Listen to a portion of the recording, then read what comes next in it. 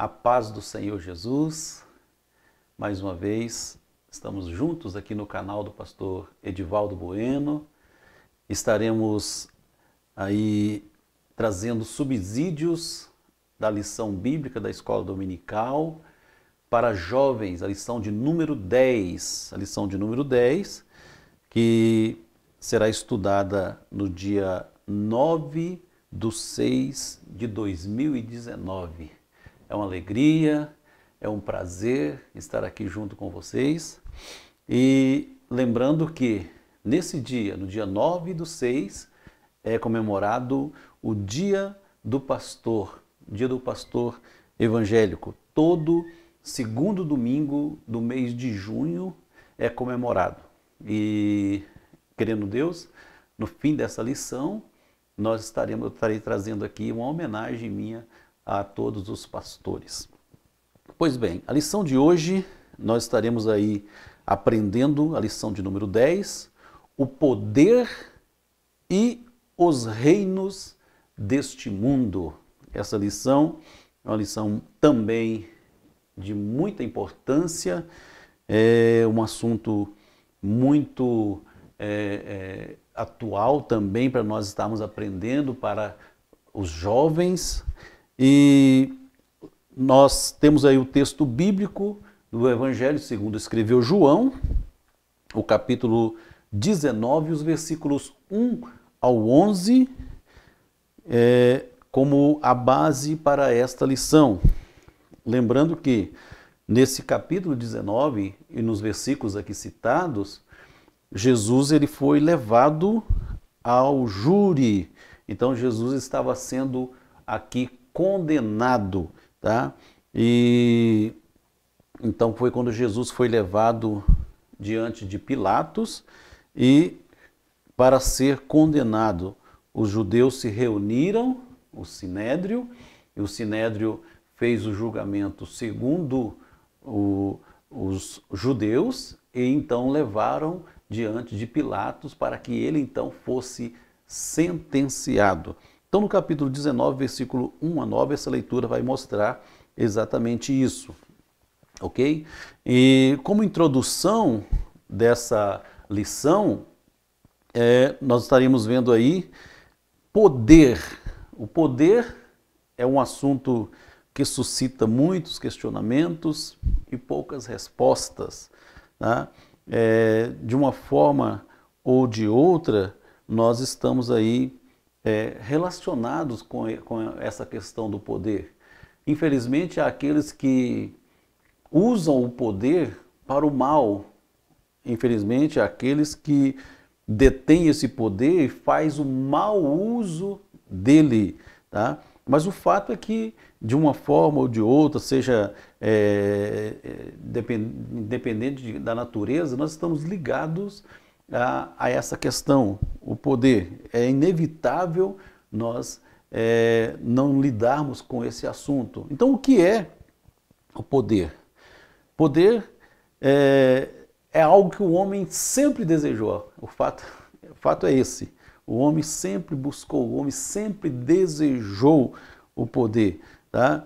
Nós, quando analisamos esta palavra aí, nós vamos ver que Satanás, ele sempre fez de tudo para influenciar o homem para o mau uso do poder. Ele mesmo, a Bíblia diz que ele intentou, ele desejou esse poder. Ele diz, subirei até as mais altas nuvens, serei semelhante ao Altíssimo.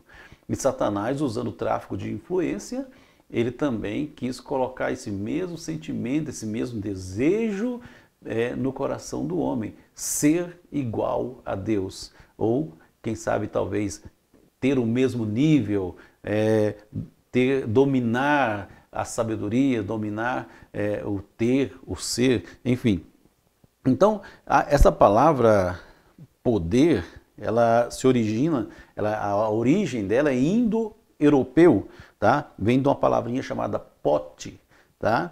E essa palavra, ela também originou a palavra grega que é potes, tá? potes. Então, pote quer dizer chefe de algum grupo social. De algum grupo social. Tá? Potes, no grego, quer dizer marido. Marido. E também dessa mesma palavra que saiu a palavra grega depotes, ou depotés, tá? Que é o chefe de uma casa, essa palavra também é aplicada àqueles tiranos, aqueles todo-poderosos que existiam na antiga Grécia, isso independente do gênero, mas usava essa palavra depotés. Tá? No latim, a palavra poder, essa palavra que originou potes no grego, no latim o significado dela é poderoso ou capaz de. Tá? Então daí de onde origina esta palavra poder que nós conhecemos. No nosso português, na nossa língua, nós temos várias outras palavras que revelam o poder. Por exemplo, você pode usar na sua classe, você pode passar isso como trabalho para os jovens da sua classe, para que eles já vão à sala de aula já com isso preparado. Você pode passar para que eles busquem o significado dessas palavras. São palavras que revelam o poder, basta estudar cada uma delas. Primeira, potestade. Potentado, posse, possível ou impossível, né? Qual a diferença entre possível e impossível, que é o contrário de possível? Potência, possante, poderoso, onipotente, prepotente, potencial, plenipotenciário. São palavras que vão expressar poder. Então, essas palavras, quando você analisa elas junto aos alunos ou passa isso trabalho para eles, eles vão levar e será de grande valia o significado delas junto à classe. Então, nós estamos vendo aí no primeiro tópico o poder que impera no mundo. E nós vemos o poder do Império Romano no primeiro século.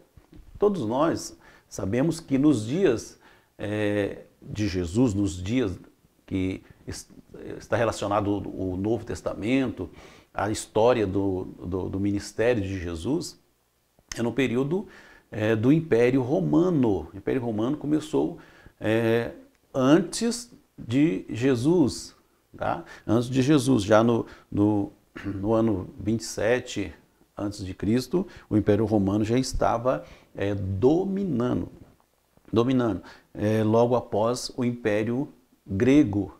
E então, quando Jesus aparece no cenário bíblico, quem estava operando era o Império Romano, tá? E o poder do Império Romano nós estaremos vendo aqui no primeiro século, ok? O Império Romano, ele atuava, embora os judeus, eles infelizmente já haviam sofrido muito com invasões, eles tinham sido escravos, eles já haviam sofrido muito com imposições e tributações, enfim. O Império Romano, ele veio com a mão mais pesada ainda, porque os romanos, eles impunham uma submissão muito pesada através de tributação, ou seja, basta olhar nos dias de Jesus, nós vamos ver, por exemplo, Mateus. Mateus era um cobrador de impostos, tá? É o chamado Levi. Jesus, ele passou pela coletoria, o escritório de cobrança ali, e Jesus viu Mateus. Qualquer judeu passaria de lado, porque o judeu tinha ojeriza dos publicanos, tinha ojeriza dos cobradores de impostos. Mas Jesus não ignorou Mateus. Jesus olhou e chamou Mateus, chamou Levi, e ele imediatamente deixou tudo. Então, o que é mais importante abrindo um parênteses aqui, não é o que ele era, mas o que ele fez. Ele deixou tudo e seguiu Jesus. Então ele foi até Jesus, seguiu Jesus, e é um exemplo aqui dos publicanos, eram os cobradores de impostos para Roma. Outro texto na Bíblia que os irmãos vão ver, por exemplo, Lucas no capítulo 19, os irmãos vão ver falar lá de quem? De Zaqueu, Zaqueu publicano. Zaqueu, além de ser cobrador de imposto, ele era chefe deles, era um gerente geral dos publicanos. Então o Zaqueu também era outro que se converteu, mas é só para os irmãos se atentarem aí para essa função de cobrar impostos. Eles eram rigorosos em cobrar impostos, em minar as colheitas, eles não perdoavam, tá? Aqueles judeus que, quando eles colhiam, faziam suas colheitas, os cobradores vinham e levavam. Aquela pessoa se sentia uma pessoa indigna, se sentia uma pessoa que perdia sua dignidade. Poxa, Deus me deu, Deus prosperou, mas o inimigo vem e leva tudo. Marcos, capítulo 12, versículo de número 13, os irmãos vão ver o próprio Senhor Jesus dizendo: dai a César o que é de César. Por quê? Era a cobrança que existia para o governo romano, que impunha isso aos judeus que estavam sofrendo debaixo do jugo de Roma, o poderio de Roma. E o próprio imperador, o próprio governo romano, eles alimentavam essa ideia de que Roma ela tinha um domínio mundial, que Roma era escolhida por Deus para governar o mundo. Então eles entendiam que o governo de Roma era um governo mundial, e isso eles passavam como forma de que as pessoas não se levantassem contra, e também para que as pessoas sentissem paz debaixo do governo de Roma. Porém, tudo isso não era verídico. Somente Deus é quem nos dá a segurança, somente Deus é quem nos dá a paz. Nós, analisando também essa questão aí, como nós vamos entender aí como funcionava essa hierarquia do governo romano? O Evangelho de Lucas, no capítulo 3, isso não consta da lição, mas a gente está trazendo para os irmãos. O Evangelho de Lucas, no capítulo 3, os versículos 1 e 2, ele vai trazer para nós uma explicação melhor, ou mais abrangente, mais detalhada, sobre essa hierarquia que existia no governo romano. Tá? Então Lucas, no capítulo 3, vai dizer lá: no 15º ano do reinado de Tibério César. Tibério César era o imperador romano nos dias de Jesus. Esse Tibério César é quem estava como um imperador. Tá? Ele diz a história que ele começou a reinar em 18 de setembro do ano 14, depois de Cristo. E ele encerrou seu reinado no dia 16 de março do ano 37 depois de Cristo. Esse era o imperador romano nos dias de Jesus. E na história bíblica, nos evangelhos, vai aparecer o governador da Judéia, que era Pôncio Pilatos. A palavra Pôncio, ela quer dizer quinto. Então era Pôncio Pilatos, o governador da Judéia.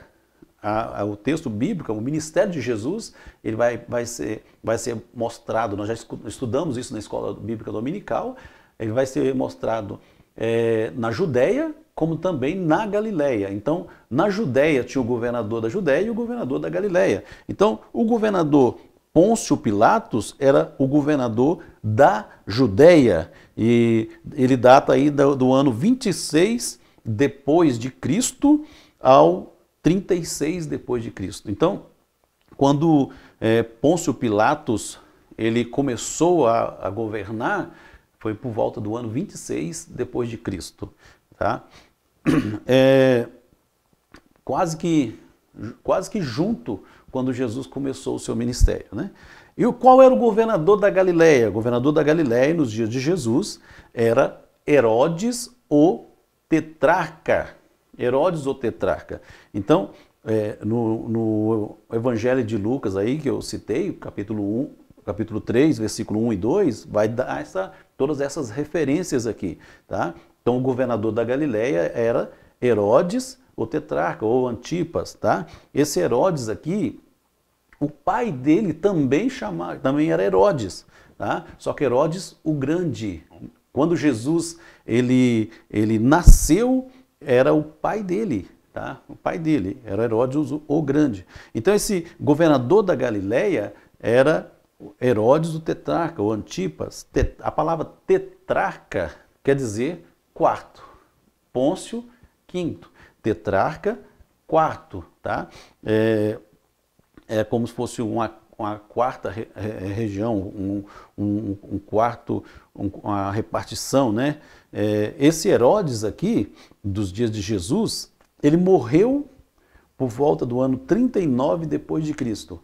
É aquele Herodes que está lá em Atos, no capítulo 12, versículo 23, que ele morreu comido de bicho porque não deu glória a Deus.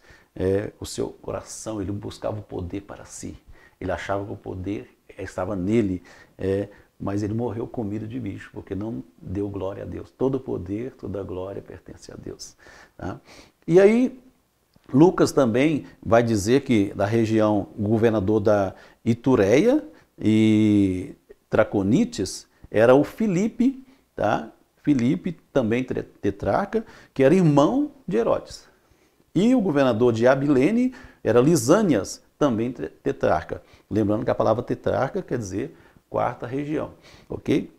E notem que Lucas ele dá muito detalhe, mais do que os outros evangelistas. Lucas é quem viajava com Paulo em todas essas regiões, por isso ele tinha mais afinidade em escrever sobre essa questão política aqui, descrever essa hierarquia de toda essa região dos dias do ministério de Jesus. Tá? Uma curiosidade aqui, Herodes, o Herodes aqui, o tetrarca, citado nos evangelhos, esse Herodes, ele era filho de uma mulher chamada Maltace, essa mulher era samaritana. E o pai dele, Herodes o Grande, ele era Idumeu. Idumeu é o nome que os edomitas tinham nos dias de Jesus, o restante deles. Então, Herodes, ele era filho de samaritana com um edomita. Lembrando que os edomitas são os descendentes de Esaú. E aí os irmãos lembram daquela guerra, daquela perseguição de Esaú a Jacó, que começou lá no livro de Gênesis, e que durante toda a Bíblia os irmãos vão ver os edomitas perseguindo, os edomitas tentando ali, de uma forma ou de outra, prejudicar Israel. Eles deram risada, eles aplaudiram quando o Nabucodonosor, quando os caldeus invadiram Babilônia, derrubaram, queimaram o templo, eles aplaudiram, enfim. Quando os irmãos, nós só entendemos melhor isso quando os irmãos leem o livro de Obadias. O livro de Obadias, ele vai trazer uma explicação melhor, daqui a pouco eu vou estar passando para os irmãos sobre isso, sobre essa questão, tá? Vou estar falando mais sobre essa curiosidade aqui dos dias de Jesus. Herodes, ele era descendente de Esaú, os edomitas, tá? E a Maltace era samaritana. Então, sendo assim, o Herodes tetrarca, ele era filho de um edomita com uma samaritana. Essa é a curiosidade que eu queria trazer para os irmãos. Então, continuando aqui, o poder dos reinos do mundo e a glória deles na tentação de Jesus. Uma das coisas que Satanás ele procurou ludibriar a Jesus foi isso, oferecendo a ele o poder e a glória deste mundo. A primeira coisa, irmãos, nós entendemos que Jesus venceu Satanás. A Bíblia vai dizer que Jesus venceu a Satanás, Jesus resistiu a Satanás. Tá? Infelizmente, há aquelas pessoas que elas cedem às ofertas as ofertas oferecidas pelo mundo para alcançarem o poder. Porque essas pessoas desejam o poder, elas querem o poder e, infelizmente, essa forma como adquirem o poder, elas acabam entrando pelo que está escrito, não importam os meios, o que importa é o resultado, né? Então, dependendo da pessoa, os meios vão justificar o fim. Então, aquela expressão, os fins justificam o meio. Tá? Dependendo da pessoa, os meios vão justificar o fim. Ou seja, deve-se tomar muito cuidado, isso é bom se falar em sala de aula, principalmente para os jovens, né? É uma faixa etária que estão lidando diretamente com a questão da produção, da indústria, os jovens estão empenhados em trabalho, em formação, em adquirir, em possuir, enfim, deve-se tomar muito cuidado com o pragmatismo. O que é o pragmatismo? O pragmatismo ele prega, resumindo, basicamente o quê? O resultado é o que importa.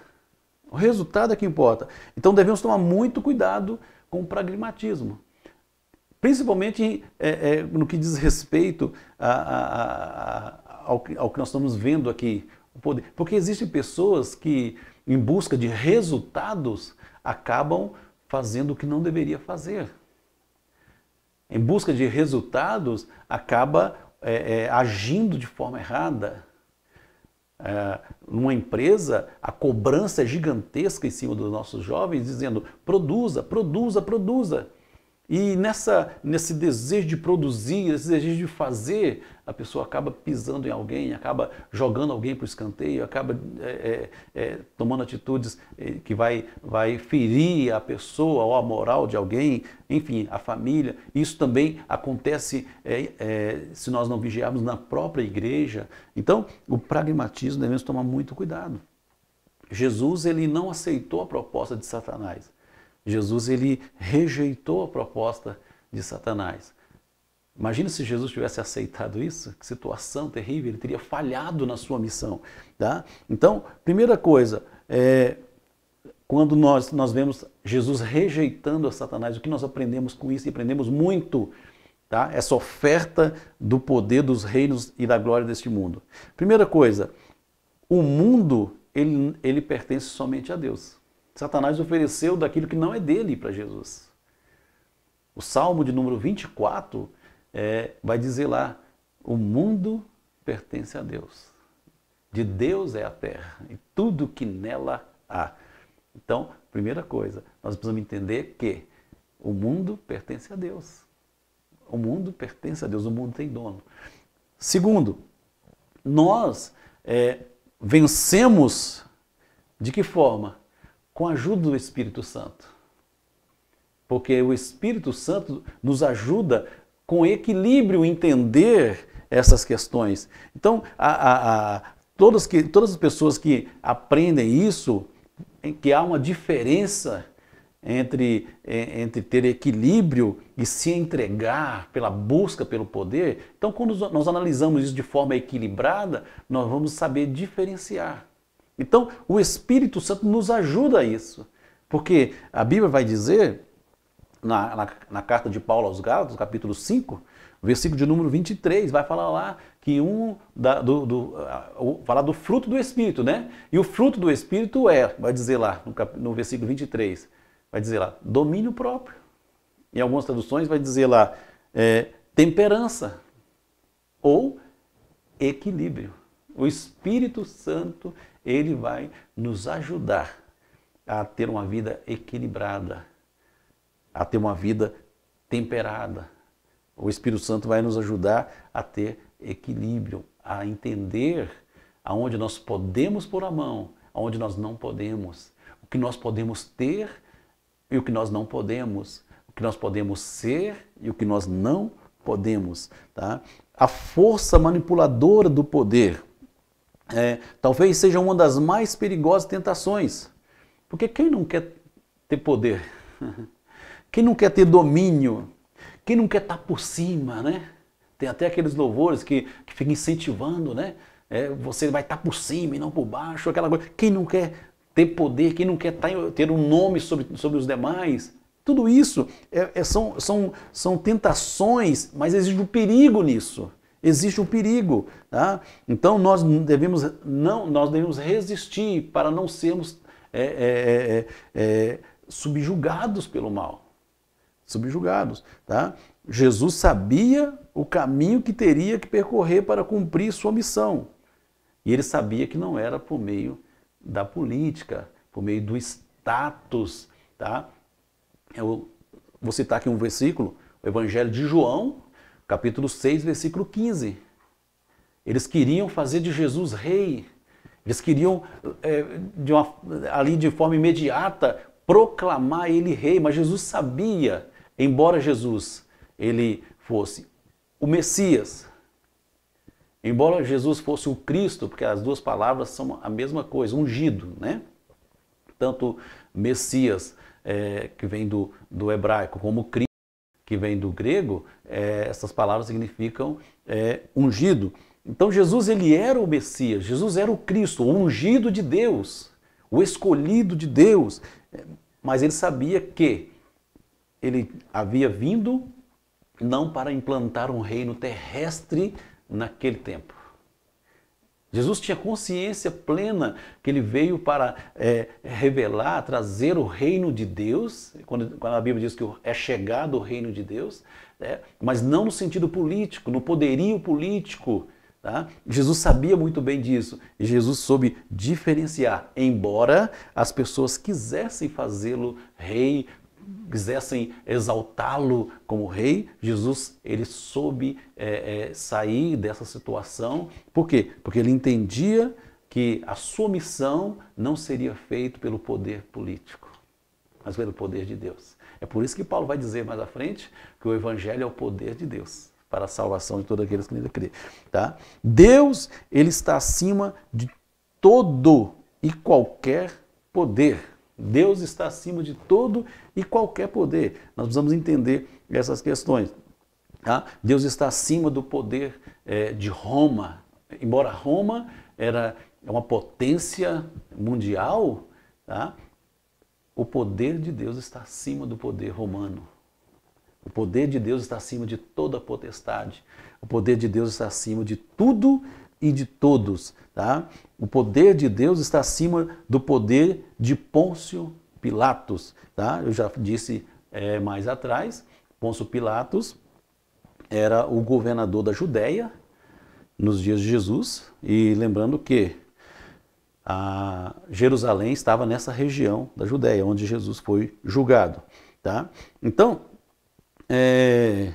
o poder de Pôncio Pilatos, a Bíblia vai mostrar que Pôncio Pilatos, embora fosse o homem, ele mesmo diz, né, no capítulo 19, tem um versículo aqui nesse primeiro subtópico aí, Lucas 19:10, os irmãos substituam por João 19:10. João 19:10. Tá? Por quê? Porque lá mostra de forma clara que embora o sinédrio, embora o ajuntamento dos judeus, a assembleia dos judeus tivesse o poder para julgar entre eles, a última palavra seria de Pôncio Pilatos, o governador da Judéia. Então, em João 19:10 vai dizer assim, ele diz, eu tenho poder para te soltar, para te prender, enfim, ele está querendo dizer o seguinte, eu tenho poder para matar, eu tenho poder para te deixar vivo.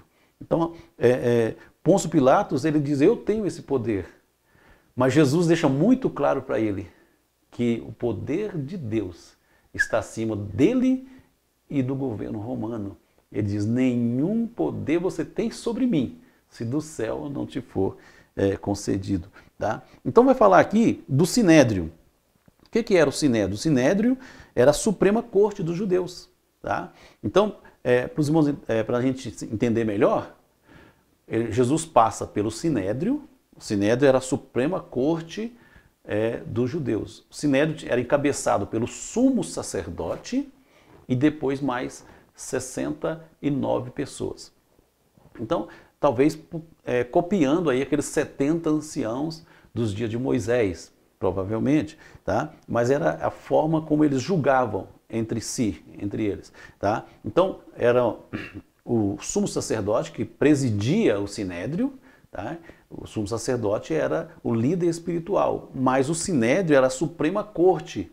Ela julgava as questões sociais, políticas também do povo, além das questões religiosas. Então lá também o sumo sacerdote, ele era o que presidia, encabeçava, ele era o chefe, o príncipe do povo. Lembra quando Paulo ele estava diante do sinédrio, lá em Atos dos Apóstolos, e Paulo estava lá no capítulo 25 de Atos, o capítulo 24 também, tudo ali vai mostrar o Paulo passando por essas questões do júri, e num dado momento Paulo é levado no sinédrio, e quando Paulo estava falando, o sumo sacerdote manda bater nele.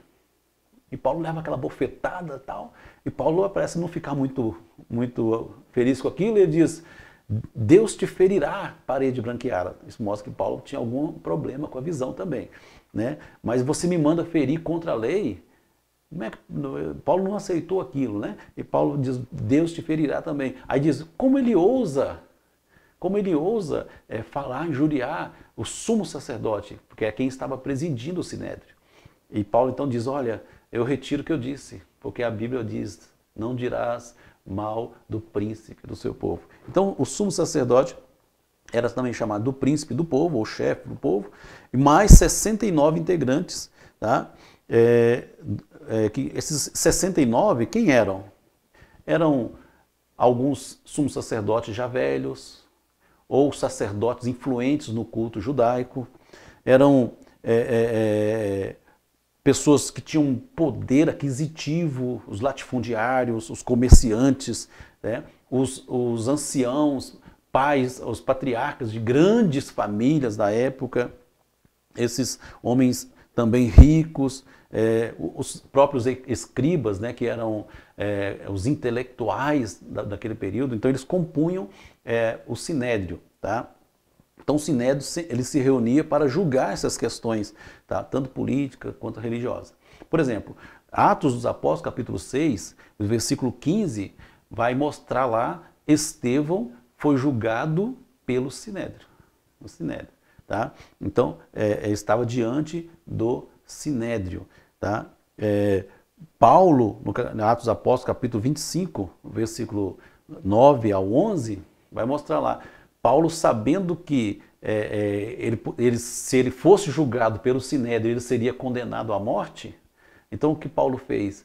Paulo, então, apela para a sua cidadania romana, porque o sinédrio só podia julgar judeus. O sinédrio não podia julgar outras nações, só podia julgar os judeus. Paulo era judeu? Era, mas Paulo era cidadão romano também, ele tinha cidadania romana. Então, Paulo, para não ser condenado à morte pelo sinédrio, Paulo então apela para ser julgado por Roma. É por isso que ele apela para César. Tá? Então o sinédrio ele atuava nesse poder político e religioso que opunha a Jesus. Opunha Jesus. Tá? Jesus ele sempre se deparava com essa oposição. Tá? Então existe um contraste entre a realeza de Jesus e o poder imperial. Tá? Esse contraste aí é interessante, que nós vemos aí, por exemplo, Pôncio Pilatos, tá? Pôncio Pilatos, ele era o governador da Judéia, tá? Conforme nós vemos aí, ele é quem estava ali para julgar Jesus, e a Bíblia vai dizer que no capítulo 23 do Evangelho aqui de Lucas, vai mostrar, os versículos de número 6 ao versículo de número 12, que Pôncio Pilatos, ele estava acompanhado naquele dia de Herodes. Por quê? A Bíblia vai dizer que, exatamente no versículo 12 do capítulo 23 de Lucas, que eles estavam brigados, estavam como inimigos. Estavam como inimigos. Mas por causa do poder, por causa desse poder, existe até uma certa reconciliação. Tá? Então, tem pessoas que acabam, pela busca pelo poder, acabam compactuando, né, com outras pessoas. Então, Herodes era o governador da Galiléia, mas ele estava em Jerusalém na ocasião do julgamento de Jesus. E é interessante isso, que o Pilatos, quando ele ouve o Sinédrio dizendo: esse homem, ele vem desde a Galiléia blasfemando, ele vem desde a Galiléia se dizendo filho de Deus, ele vem desde a Galiléia, ele diz, ele é galileu? E ele, sabendo que Herodes estava em Jerusalém naquele dia, então ele pega Jesus e manda para Herodes. E Herodes, a Bíblia vai dizer que Herodes, ele sempre quis falar com Jesus, o Herodes. Herodes sempre quis conhecer Jesus. Tá? Quando os irmãos pegam no capítulo 9, o versículo 9 do Evangelho de Lucas, os irmãos vão ver que Herodes queria conhecer Jesus, ele se esforçava para isso, mas Jesus nunca fez questão de falar com Herodes. Não é interessante isso na Bíblia?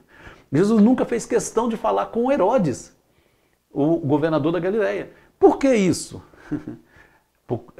Por causa daquilo que eu já tinha dito anteriormente. Tá? Herodes, não porque ele era filho de uma samaritana, porque Jesus fez questão de ir pessoalmente pregar para os samaritanos.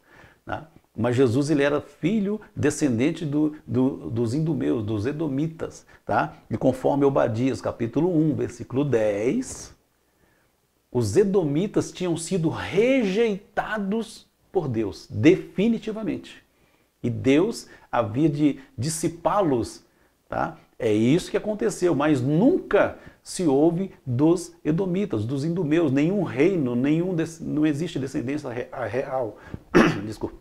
Então, eles foram apagados. E Jesus, irmão, em nenhum momento, Jesus não fez questão alguma de falar com Herodes. Embora o texto aqui do capítulo 23 do Evangelho de Lucas vai dizer que Herodes fazia-lhe perguntas. O Herodes, ele desprezou Jesus, tratou Jesus com desprezo. Herodes colocou uma roupa em Jesus com a intenção de desprezá-lo, mas Jesus não falou com ele. Por quê? Porque a Bíblia é muito clara isso. Tá? Quando nós lemos o livro de Obadias, nós vamos entender o porquê de tudo isso. Isso aqui é algo interessante. Tá? Então, já os judeus, o Sinédrio, que era formado pelo sumo sacerdote e por homens judeus influentes, muitos deles escribas, outros ex-sacerdotes ou sacerdotes atuais, que eram homens que eram para julgar com decência, com honestidade, de acordo com a lei, com a palavra de Deus, eles julgavam de acordo com aquilo que lhes convinha.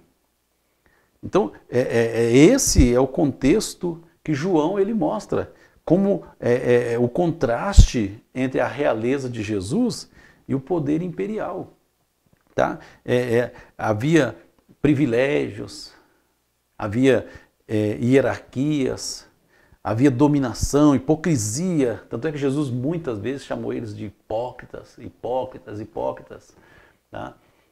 O próprio Herodes o Grande, que é o pai de Herodes o Tetrarca, esse Herodes, ele no Sinédrio, que é formado de 70 pessoas, uma vez ele matou 45, diz Flávio Joséfo, 45. Por quê? Porque eles queriam questionar a forma como ele governava, ele matou 45 deles. E por conta dessa opressão, né, o próprio Pôncio Pilatos também, ele usou dinheiro sagrado do templo, dinheiro do templo consagrado a Deus, para construir um arqueoduto. O Pilatos fez isso, e os judeus olhavam para ele com um olhar de desprezo. Porém, eles se juntavam no que diz respeito ao poder. Eles passavam um pano quente em cima disso, entendeu? Para não perder posição, para continuar no status. Até mesmo cristãos, alguns deles que se converteram a Cristo, para não ser penalizados, não serem julgados, né? Eles acabavam quietinhos lá, entendeu? Quietinhos lá para não ser julgados por ele, porque eles tinham o poder de julgar. Então, era esse o contexto. Enquanto Jesus não abriu mão daquilo que ele era, do que ele é. Jesus se manteve firme no seu propósito. Jesus era diferente daqueles homens. Aqueles homens, tudo que eles faziam, tudo que eles falavam, era de acordo com suas alianças. Eles falavam aquilo que eles mesmos não viviam. Tá? Jesus é diferente. Tá? Então, quando eles até, no que diz respeito a Pilatos, ele olha para Jesus falando, eu vou soltar esse homem. Mas ao mesmo tempo ele manda açoitar Jesus. E o chicote romano, os irmãos sabem que ele dilacerava. Dizendo, ele é justo e ao mesmo tempo manda açoitá-lo. Por quê? Por causa da pressão do judaísmo. Ele reconhece Jesus como rei, mas ao mesmo tempo ele despreza-o. Tá? As autoridades políticas, religiosas, tá? Eles queriam matar Jesus, eles buscavam a morte de Jesus a todo custo. Mesmo que para isso eles precisassem trair a aliança com Deus. Eles mesmos dizem isso, diz no Evangelho de Lucas, no capítulo 19, eles mesmos dizem, o Evangelho de João, capítulo 19, eles mesmos dizem lá no versículo de número 15, né? Nosso único rei é César. Quando eles afirmam isso, não eram homens qualquer que estavam dizendo isso, eram os intelectuais, eram homens que eram para ser os representantes de Deus para a nação. E eles dizem, o nosso único rei é César. Estavam quebrando a aliança deles com Deus, porque eles sabem que o único rei de Israel é Deus, é o Senhor. Então eles não se preocupam em fazer uma afirmação como essa. Eles não se preocupam para cumprir os seus caprichos, tá? Para matarem Jesus. Eles não se preocupam em dar falso testemunho diante de um júri, de um tribunal como esse. Eles não se preocupam. Tá? Eles, por exemplo, eles não entram no dia do julgamento ali de Jesus, no petróleo, eles não entram, por quê? Dizendo o seguinte, não, nós não podemos porque nós estamos nos purificando para a Páscoa. É interessante ver isso. As pessoas, elas dizem, eu estou cumprindo a palavra de Deus, fazendo o que não devia. Eu estou fazendo, a religiosidade, quando a pessoa vive uma religiosidade falsa.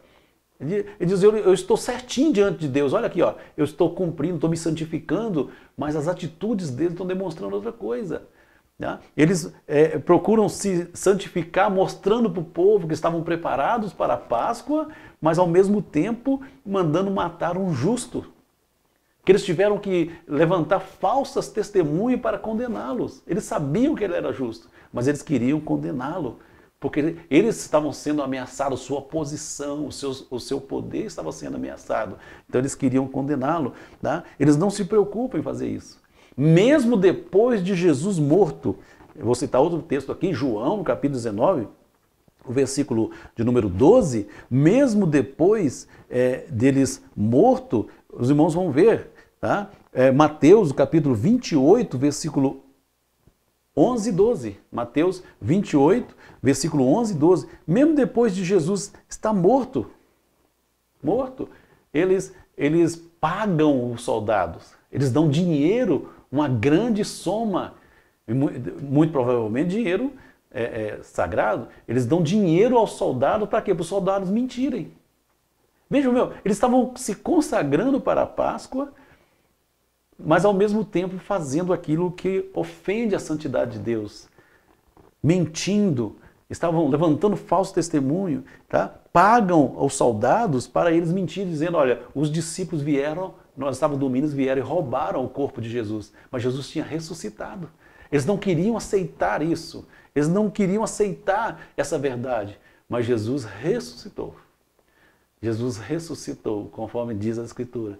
E hoje Ele está à destra de Deus e intercede por nós. Glória ao nome de Jesus. Tá? Mas vejam como que era a relação do poder naqueles dias, o político e religioso, tá? Daqueles dias. E quando eles percebem que Pilatos ele estava para soltar Jesus, não vendo nele motivo para ser condenado para a morte, eles agora ameaçam a Pilatos, dizendo, olha, se você, no capítulo 19, versículo 12 do Evangelho de João, se você soltar a Jesus, entendeu? Você não é amigo de César, porque ele se fez rei, e todo que se faz rei é contra César. Então está dizendo o seguinte, esse homem aqui, se você soltar ele, é uma ameaça para o Império Romano. Nós vamos mandar avisar César. Então, quer dizer, Pilatos se sente agora ameaçado, por isso ele conhecendo Tibério César, ele tem que julgar Jesus, tem que entregar Jesus na mão dos judeus. Ele teve que tomar essa decisão. Agora, por que Pilatos ele ficou retraído quanto a isso? Porque existia uma crença nos dias, né, no Império Romano, da pessoa do imperador, ela está ligada a Deus, a deidade. O próprio, a nomenclatura que existia no período, por exemplo, Augusto César, essa expressão Augusto, ela implica nisso, numa deidade, numa divindade, tá? Era um excelso, né? Então, essa expressão César Augusto, né? ou divino filho de Deus, né? Ou chamado de Deus, ou Deus de Deus, ou Senhor, ou Redentor, tá? Libertador, Salvador do mundo, porque eles entendiam que o Império Romano era o império que libertou o mundo dos outros impérios, enfim. Então daí eles, quando eles ligavam a pessoa do rei a uma deidade. Quando Jesus se declara, eu sou o filho de Deus, mexeu com Pilatos, por conta dessa crença. Por isso ele tinha essa dificuldade, ele ficou assustado, ele perguntou a Jesus, de onde você é? De onde você é? E tal, mas Jesus ele recusou, mas você não fala nada a mim, você não sabe que eu tenho poder para te julgar, para te condenar? E Jesus diz, nenhum poder você tem sobre mim, se do céu não te for dado. Jesus ele mostra para Pilatos que na realidade ele estava acima dele. Jesus mostra para Pilatos que quem está no controle ali não é ele, mas é Deus. Então, de forma irônica, Jesus estava dirigindo a situação. Por quê? Porque ele precisava passar por aquilo para morrer na cruz pelos meus pecados, pelos seus pecados. Então, glória ao nome de Jesus. Graças a Deus que Ele fez isso por mim, Ele fez isso por você. Glória ao nome de Jesus. Então Jesus estava ali, né, no controle dessa situação. No controle dessa situação. Jesus, ele nos faz aprender aí que, embora o mundo ofereça poder, no mundo nós vemos poderes, no mundo ele oferece status, oferece isso, glórias, etc. Tá? Nós entendemos que Deus está acima de tudo e de todos. Então eu quero terminar aqui deixando o versículo de Romanos, capítulo 11, versículo 36. Porque dele e por ele e para ele são todas as coisas. Glória, pois, a ele. Glória a Deus. Eu disse aqui no início que essa lição ela vai ser estudada no dia do pastor. E eu quero encerrar aqui a minha participação com um breve pensamento em uma das Bíblias que eu tenho na minha casa, algumas frases que eu tirei para citar aqui com os irmãos. Tá? Pastores e lobos. Pastores gostam do convívio, lobos gostam de reuniões. Pastores olham nos olhos, lobos contam as cabeças. Pastores utilizam sabiamente o púlpito. Lobos usam palco. Pastores se expõem, lobos se escondem. Pastores alavancam ovelhas. Lobos usam elas para a sua própria promoção. Pastores buscam dons. O lobo busca título. Pastores vivem para as ovelhas. Os lobos vivem das ovelhas. Pastores choram pelas ovelhas. Os lobos fazem as ovelhas chorar. Pastores investem em todas as ovelhas. Lobos buscam as ovelhas que desejam investir. Pastores têm ovelhas. Lobos têm seguidores. Pastores alimentam ovelhas. Lobos sugam as ovelhas. Pastores se escondem atrás da cruz. Lobos estão na frente dos holofotes. Pastores têm autoridade espiritual. Lobos têm autoritarismo. Pastores dirigem igreja. Lobos gerenciam elas como empresa. Pastores guiam as ovelhas para Cristo. Os lobos guiam elas para si próprios. Que Deus continue te usando no exercício e no ministério pastoral. Você que vai ministrar esta aula, lembre-se da sua classe, da importância do seu pastor. Talvez você que tenha até chamada, você que foi chamado para isso, você que um dia vai ser, você que já é, continue honrando a Deus, servindo ao Senhor com alegria. Eu quero deixar aqui e terminar dizendo que Deus em Cristo abençoe a sua vida, pastor, que Deus em Cristo abençoe você, aluno, que Deus em Cristo abençoe a todos, em nome de Jesus. Curta aí o canal do pastor Edivaldo Bueno, participe, é sempre um prazer nos dirigir a vocês. Amém?